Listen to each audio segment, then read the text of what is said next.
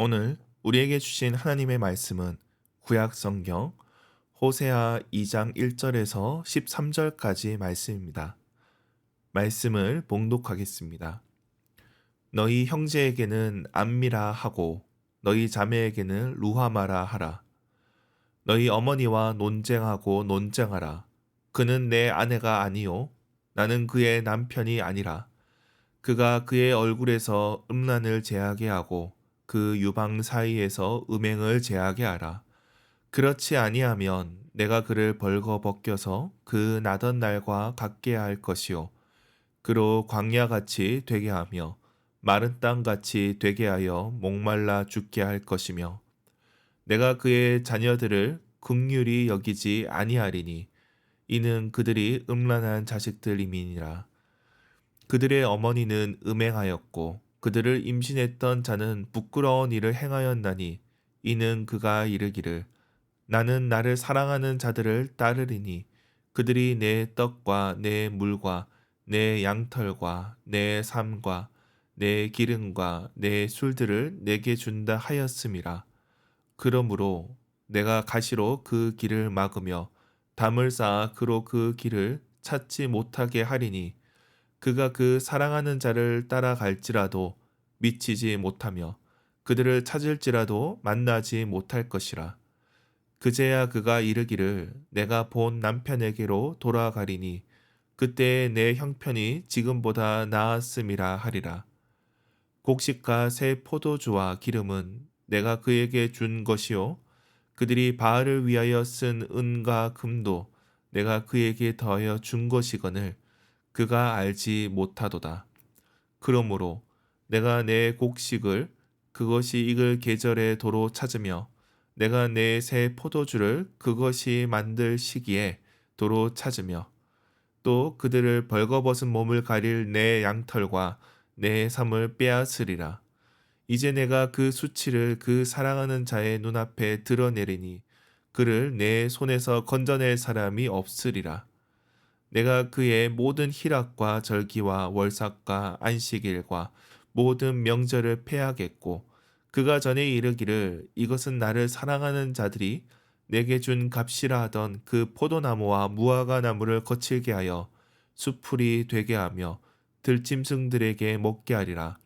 그가 귀고리와 폐물로 장식하고 그가 사랑하는 자를 따라가서 나를 잊어버리고 향을 살라 바알들을 섬긴 시일대로 내가 그에게 벌을 주리라. 여호와의 말씀이니라. 아멘. 오늘 본문은 호세아의 불행한 결혼 생활을 다루고 있습니다. 그는 주님의 명령대로 음란한 여인 고멜과 결혼을 했습니다. 결혼 전부터 불행의 싹이 있었던 셈입니다. 그리고 이제 그 문제가 불거지고 있습니다. 주님은 이를 통해 이스라엘의 모습을 드러내고 계십니다. 이제 본문의 각 구절을 살펴보도록 하겠습니다.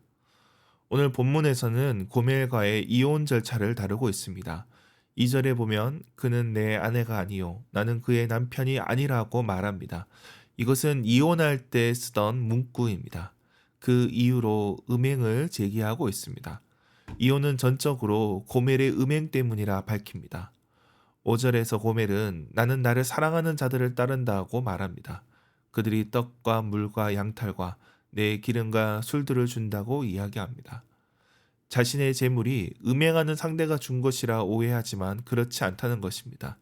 6절의 예레미야가 음행을 하지 못하게 막았음에도 그는 기어이 음행을 하러 나갑니다. 그동안 고멜이 누렸던 모든 것은 간음자들이 준 것이 아니라 호세아가 준 것입니다. 그런데도 이를 인정하지 않고 떠나간 것입니다. 새로운 상대에게서 행복을 찾겠다고 생각하지만 그러지 못합니다.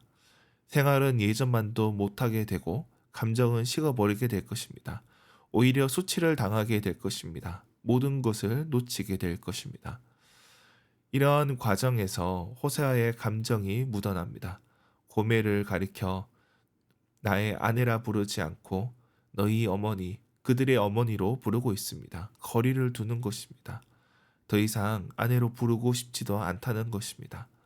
그런데 이러한 모습은 단지 호세아와 고멜의 가정사만을 묘사하는 것이 아닙니다. 하나님과 북이스라엘과의 관계를 묘사합니다. 하나님과 우리의 관계는 여러 가지로 묘사할 수 있습니다. 우리가 왕과 백성의 관계로도 묘사를 하고 부모와 자식의 관계로도 묘사를 합니다.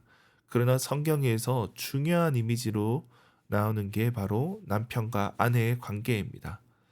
남편과 아내, 그 사랑의 언약 관계를 하나님과 우리의 사이를 묘사합니다.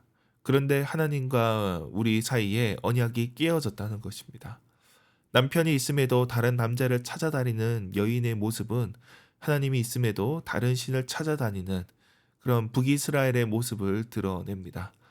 남편이 준 삶의 여유를 애인들이 가져다 주었다 생각하는 여인처럼 하나님이 주신 풍성한 은혜를 다른 신이 주었다고 생각하는 이스라엘입니다. 그래도 남편이 말렸음에도 불구하고 기어이 나가는 여인처럼 하나님 경고에도 기어이 떠나가는 북이스라엘의 모습을 보여줍니다. 그 관계가 깨어진 것은 남편의 사랑, 하나님의 사랑을 저버렸기 때문입니다.